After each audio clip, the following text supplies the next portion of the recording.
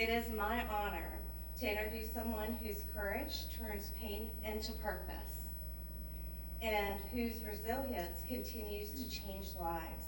Alana Long is a survivor of a devastating DUI crash, an event that stole from her something no parent should ever have to lose, her precious baby. Yet in the face of unimaginable grief, Alana chose not to break, but to rise. She has transformed her tragedy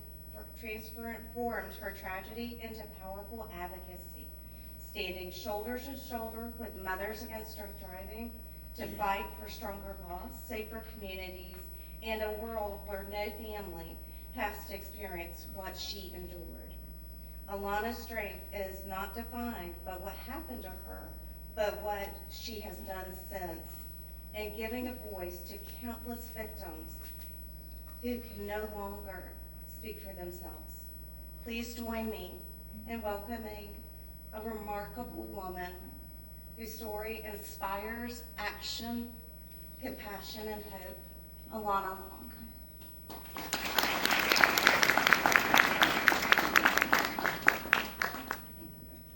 Erin is making me cry even before I've gotten started. That was so sweet. Thank you.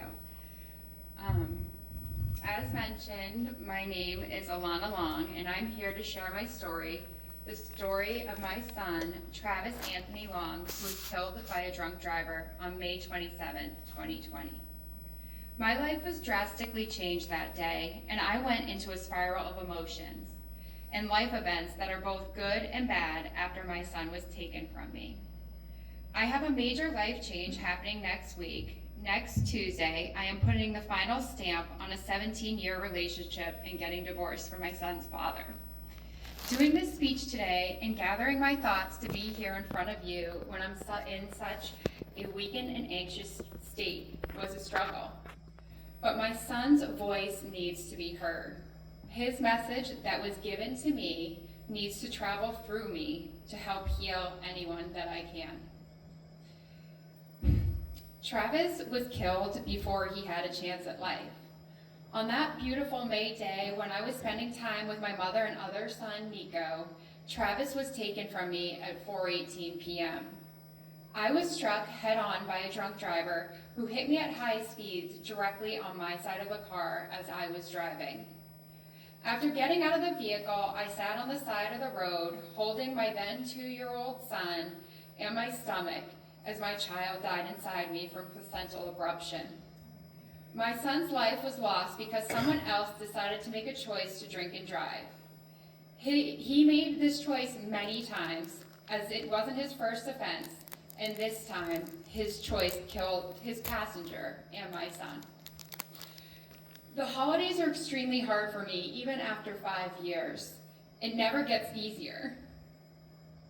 I grieve for the memories I lost with my child.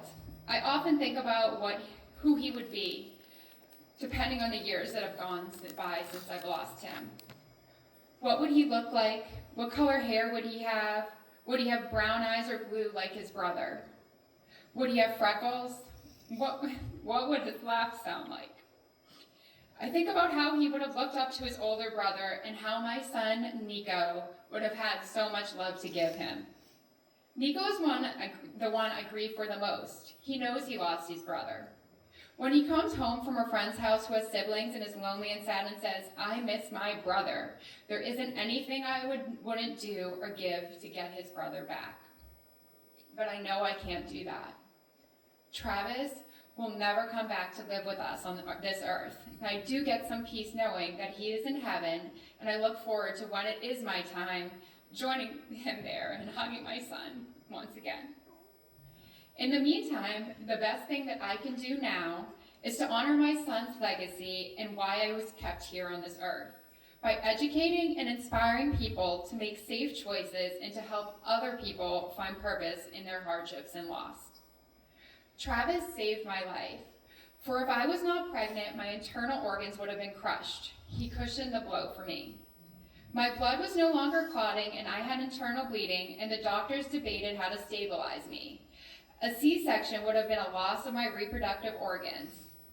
Through divine intervention and medicine, my body began to labor, and I delivered my son while unconscious, keeping my body whole in hopes that one day I will be able to bring another life into this world. And this is why I said that Travis kept me on earth. That Travis and God told me there was a message for me to share, for lives to be saved, to share my story to help and heal whoever will listen. If I can just touch one person tonight or through my stories, I will be fine with fulfillment. I have learned so much through this horrible experience. Every day, a new lesson comes to me through hardship, through failing, through triumphs, and through human connection.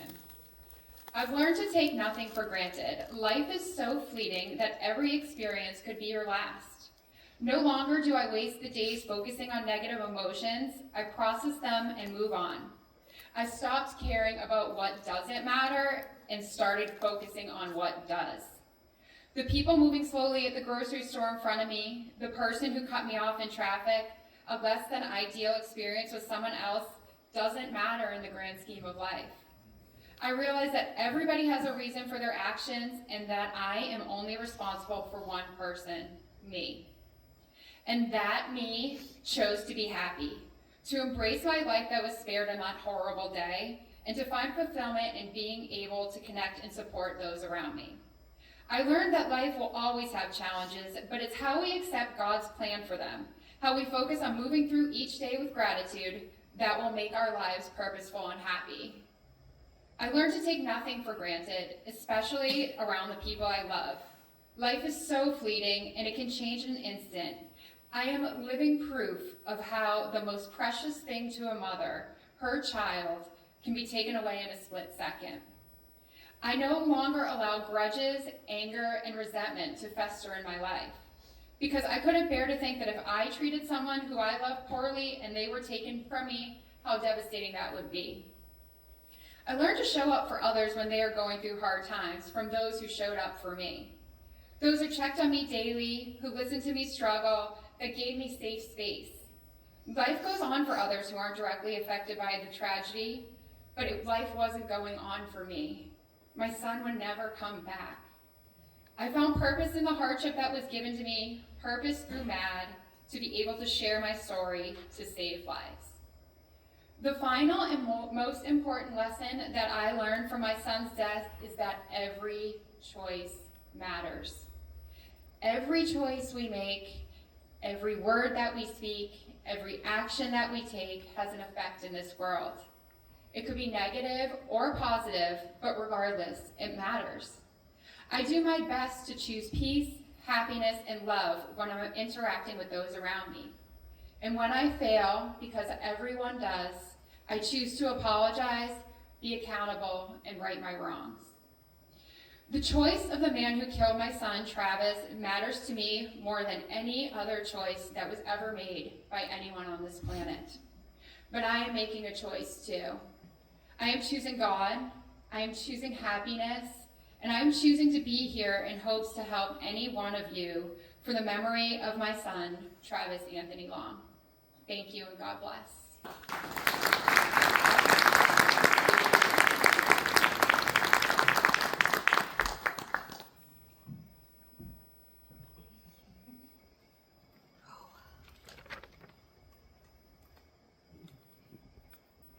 Again, thank you, Samantha Long, for that. Let's please give her another round.